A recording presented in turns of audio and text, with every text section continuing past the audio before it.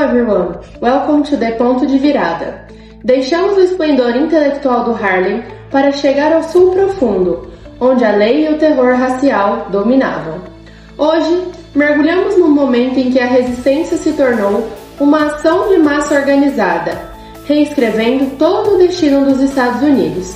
Estamos no estado do Alabama, em 1955. Por décadas, o sistema Jim Crow estabeleceu uma arquitetura de segregação, mantendo milhões de afro-americanos como cidadãos de segunda classe. O transporte público era a face mais odiosa e diária dessa opressão, obrigando cidadãos negros a ceder os seus assentos, mesmo após pagarem a passagem. Não era apenas uma lei, era um ritual de humilhação.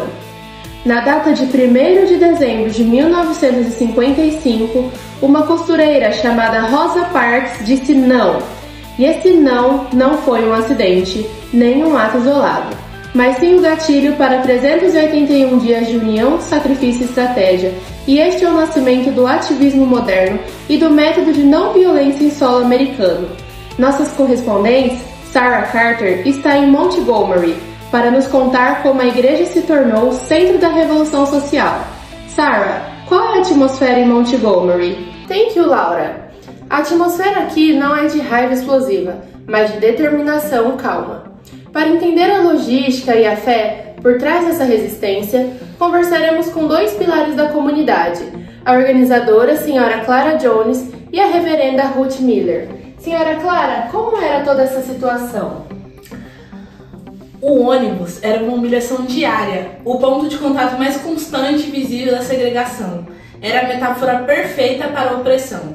Tirar o nosso dinheiro e os nossos corpos dos ônibus era um ato de não cooperação econômica e uma declaração moral.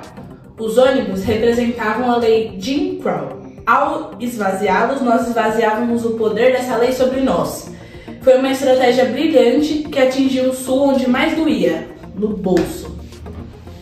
Manter um boicote de 381 dias exige uma organização colossal. Como a comunidade negra de Montgomery, majoritariamente pobre, conseguiu organizar um sistema de caronas e manter toda essa união por mais de um ano? Foi um milagre da logística e da fé. Criamos a Montgomery Improvement Association. Usamos as igrejas como centro de comando, os pastores como mensageiros e as redes de donas de casa como nosso sistema de comunicação. Organizar 17 mil pessoas para andar ou pegar carona todos os dias sob ameaça foi nosso maior ato de engenharia social. A comunidade doava fundos, vendia bolos para comprar gasolina. Foi a prova de que a solidariedade era nossa arma secreta, mais forte que a polícia de Montgomery. A Sra. Parks é a figura central, mas é essencial também reconhecer o papel de mulheres como Joanne Hobson e o Women's Political Council. Qual foi o papel essencial dessas mulheres na organização da base? As mulheres foram a espinha dorsal e a cola do movimento. Fomos nós que organizamos o panfleto inicial, que fizemos a lista de passageiros e motoristas voluntários. Os homens falavam da Bíblia no púlpito, mas nós, mulheres, estávamos na máquina de mimeógrafo às 3 da manhã e dirigindo os carros para levar as pessoas ao trabalho. O movimento pelos direitos civis é fundamentalmente uma revolução organizada por mulheres da classe trabalhadora, com a voz do pastor.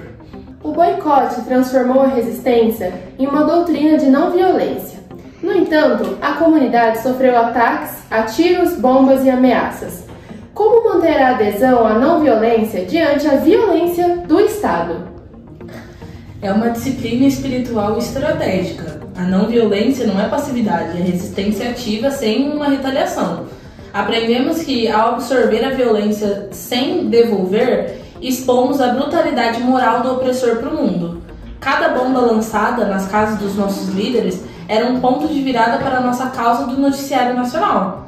A não violência era o nosso gênio tático e nossa declaração de superioridade moral.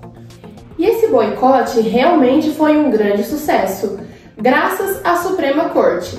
Mas para além da lei, qual é o impacto duradouro desse ato de 381 dias na consciência e na autoestima do povo negro do Sul? O impacto é a libertação mental. A gente venceu o medo. Por 381 dias nós olhamos para o poder branco e dissemos: você precisa de nós mais do que nós precisamos de você. Essa vitória ela não foi apenas sobre assento de ônibus, foi sobre a dignidade inegociável. Provamos que, através da ação organizada e da disciplina moral, podemos reescrever as leis deste país. Criamos a fórmula do sucesso para toda a década seguinte de lutas. A senhora Parks e a comunidade foram processadas por todo esse boicote, usando uma lei contra a conspiração para impedir negócios. Como essa pressão legal e econômica serviu para unir ao invés de desmoralizar os participantes? Essa lei de conspiração só provou que estávamos no caminho certo. Eles tentaram nos isolar e nos punir economicamente. Mas cada processo nos dava um palanque no tribunal. Em vez de nos sentirmos criminosos, nós sentimos mártires por uma causa justa. O boicote virou uma cruzada moral. A pressão moral por $1 por dia não era nada perto da humilhação que vivíamos todos os dias. A pressão deles era o nosso combustível. Montgomery não era a primeira cidade a boicotar, mas foi a primeira a ter sucesso em larga escala. Qual foi o elemento de liderança que diferenciou Montgomery de outros esforços anteriores do Sul? O que diferenciou foi a liderança jovem e carismática de Martin Luther King Jr., combinada com a organização de base madura, a rede de mulheres e pastores estabelecidos. Tivemos um orador capaz de traduzir a tática para a teologia e a moralidade, mas também tínhamos uma estrutura que garantia que o pão e a carona chegassem no horário. Foi a combinação do idealismo de King com o pragmatismo de Nixon e as mulheres. A mídia nacional e internacional também cobriu todo esse movimento de boicote muito de perto. De que forma o movimento foi intencional no uso de fotografias e da imprensa para expor a injustiça e ganhar o apoio moral do Norte? Então, nós sabíamos que não venceríamos apenas em Montgomery. Precisaríamos vencer nos tribunais da opinião pública também. A não violência era a nossa melhor ferramenta de relações públicas. Então, quando a mídia filmava os nossos idosos e crianças caminhando quilômetros sob a chuva, contrastando com a violência policial, a imagem era mais poderosa que qualquer sermão. Expor essa brutalidade do Jim Crow para o mundo fez com que a luta deixasse de ser um problema local para se tornar um escândalo nacional de direitos humanos, né? Sim, com certeza. E a vitória legal desse movimento, desse boicote, transformou a MIA no modelo para a Southern Christian Leadership Conference. Qual foi a ligação mais importante que Montgomery deixou como um manual de instruções para movimentos futuros? A lição é que o poder da organização local é invencível. Montgomery provou que você não precisa de uma celebridade para começar. Você precisa de uma rede de igrejas, mulheres e trabalhadores dispostos a sacrificar. A MIA criou o Blueprint para o ativismo, organização de base, não violência, liderança carismática e pressão econômica. Essa fórmula foi copiada e ampliada em todo o Sul. Vencemos o boicote, mas conquistamos o modelo para vencer a Guerra Civil. Muito obrigada. Agora nós voltamos para a próxima entrevista. Reverenda Miller, Martin Luther King Jr. emergiu em Montgomery. Qual foi o papel da teologia da Igreja Negra em dar base moral e o vocabulário como a não violência para o movimento civil? O movimento ele nasceu no púlpito. A Igreja Negra sempre foi o único lugar de autonomia total para o nosso povo. O centro social, financeiro e principalmente espiritual. A teologia negra, ela traduziu a luta por assentos de ônibus em uma batalha cósmica do bem contra o mal. A não violência, ela é um princípio cristão profundo. Amar o inimigo Isso dava aos manifestantes uma dignidade inexpugnável, um escudo moral contra a violência de Jim Crow. Tornamos a justiça civil em pecado moral. King foi influenciado por Gandhi, mas como a não violência passiva de Gandhi foi adaptada para o contexto agressivo do sul-americano. King pegou a tática de Gandhi e a infundiu com a ética protestante e a força do espiritual negro. Não era passividade, era resistência passiva-agressiva, uma pressão moral constante. Nós estávamos dispostos a sofrer a violência sem revidar, provando que éramos moralmente superiores ao sistema. Era o conceito de sofrimento redentor levado às ruas. Ao se portar com dignidade sob ataque, o oprimido ganha a opinião pública e moral do mundo. O uso de sermões e canções nas reuniões de massa foi uma ferramenta muito poderosa. De que forma o gospel e o espiritual funcionaram como mobilizadores e como uma forma de aliviar o medo da repressão? As canções e os sermões eram o nosso capital emocional. O gospel ele transformava o medo em coragem comunitária. Quando cantamos We Shall Overcome, não é apenas uma música, é uma profecia teológica de vitória. O canto e o sermão criavam um transe coletivo de propósito que curava a dor dos pés, a dor da prisão e o medo das bombas. A igreja, ela era o nosso quartel-general emocional, nos preparando para a guerra moral do dia seguinte. O sucesso em Montgomery garantiu a King e a Mia um palco nacional. Como que Montgomery redefiniu todo esse conceito de liderança negra na América e para todo o mundo? Redefiniu a liderança da acomodação para a confrontação, mas uma confrontação moral. King, ele trouxe uma eloquência e uma visão universal para a luta.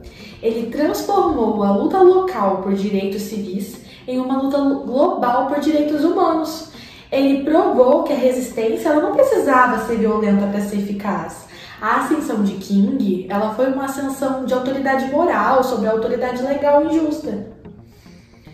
King e o boicote de Montgomery ocorreram logo após a decisão de Brown v. Board of Education. O boicote foi uma resposta direta à lentidão na implementação dessa decisão legal? Absolutamente. Brown, ele nos deu a esperança legal, mas a segregação do Sul ignorou-a. O boicote foi o grito de que a lei por si só ela não basta. Foi a demonstração de que a lei só se torna real quando o povo a exige ativamente, através de pressão de base e sacrifício pessoal. Montgomery foi a prova de que a ação direta é o motor que transforma a decisão judicial em uma realidade social. Certo, reverenda. Reverenda, King frequentemente falava da amada comunidade. Qual é o significado teológico e também estratégico desse conceito em meio a esse boicote? A amada comunidade é a nossa visão escatológica, o fim da história. É a sociedade ideal onde a justiça está estabelecida e a irmandade prevalece. Estrategicamente, isso significa que o nosso objetivo não é humilhar o branco, mas redimi-lo e construir um futuro onde ambos possamos prosperar. Essa visão é o que nos impede de cair no ódio e nos mantém na vida da moralidade. O boicote exigiu um enorme sacrifício financeiro para comprar carros, gasolina e enfrentar processos. De que forma a fé e a igreja se tornaram a principal rede de segurança financeira e emocional para os participantes? A fé ela era o nosso mundo de investimento moral. Se o banco branco nos negava empréstimos ou o patrão branco nos ameaçava, sabíamos que tinha as cestas de oferta da Igreja Negra e a solidariedade dos nossos irmãos do Norte.